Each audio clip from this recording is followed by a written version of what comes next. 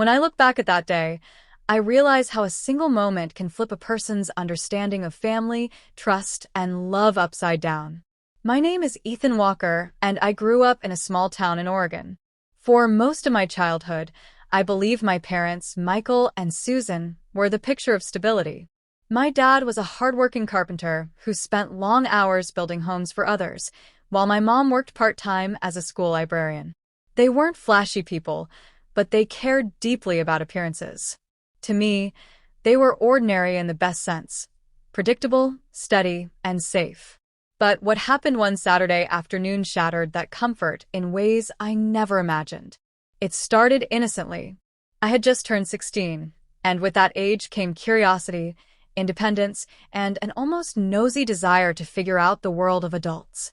My parents had always encouraged me to go outside, play basketball, or hang out with friends, but that weekend most of my friends were busy. So I found myself wandering around the house, bored, restless, and nosing into things I normally wouldn't. I had gone upstairs to grab a book from the small shelf in the hallway when I noticed laughter coming from my parents' bedroom. At first, I smiled. It was rare to hear them laugh together like kids.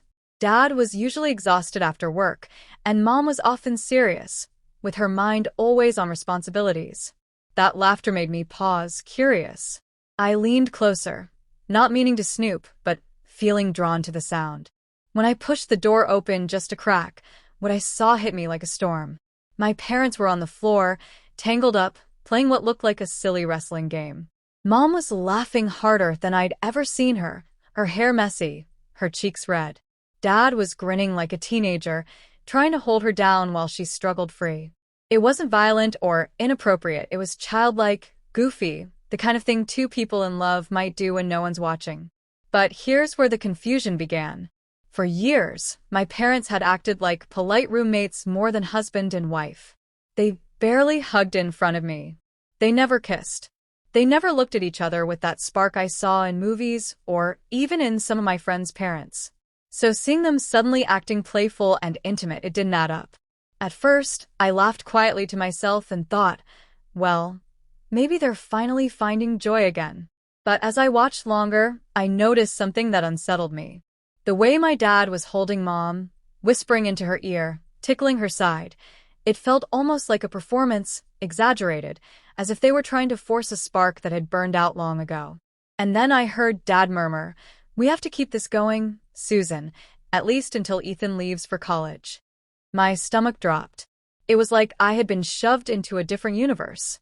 Their laughter suddenly felt hollow. Their playfulness turned into an act. And those words, "keep this going," echoed in my mind like thunder. Were they pretending? Was their marriage just for show? I shut the door quietly and retreated to my room, my heart pounding. What I had witnessed wasn't what it first seemed. Instead of being happy to see them bond, I felt betrayed, as if they had been living a lie in front of me all along. That night at dinner, I couldn't look at them the same way. Mom served roasted chicken.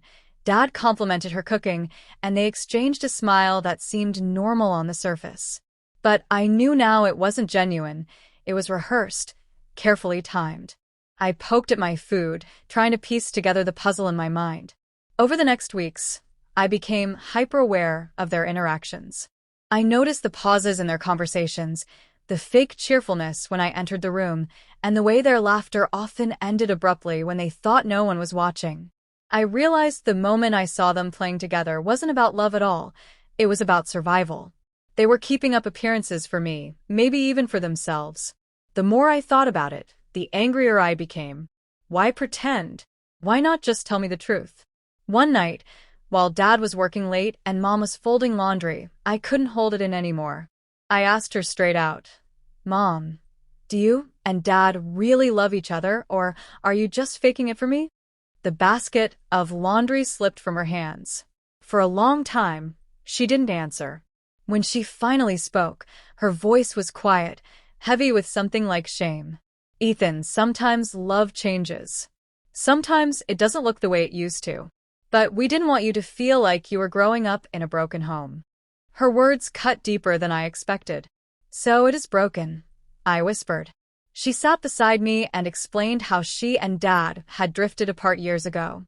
They had stayed together because of me, because they believed a united front was better for a child than divorce. She admitted that what I saw that day, the playful wrestling, was their attempt to remind themselves of what they once had, even if it no longer came naturally. When Dad came home that night, I confronted him too. He sighed heavily and admitted the truth. He and Mom had considered divorce several times, but always decided against it. He said they cared for each other deeply, but weren't in love anymore. The revelation shattered me, but it also gave me clarity. The so-called infidelity wasn't about another man or woman. It was about betraying the authenticity of our family life. Their smiles, their playfulness, their laughter, it was all a mask, and I had been fooled for years. At first, I resented them. But as weeks turned into months, I started to understand their choices. They hadn't been cruel. They had been scared. Scared of breaking apart our family. Scared of what people would say. Scared of facing the loneliness that came with truth. Eventually, my parents sat me down for a long, honest conversation. They explained that sometimes grown-ups make compromises, and while those compromises might look like lies, they often come from a place of protection. They told me they didn't regret staying together while I was younger, but now that I was older, it was time to reconsider their future honestly. A year later, my parents divorced amicably. It was strange at first.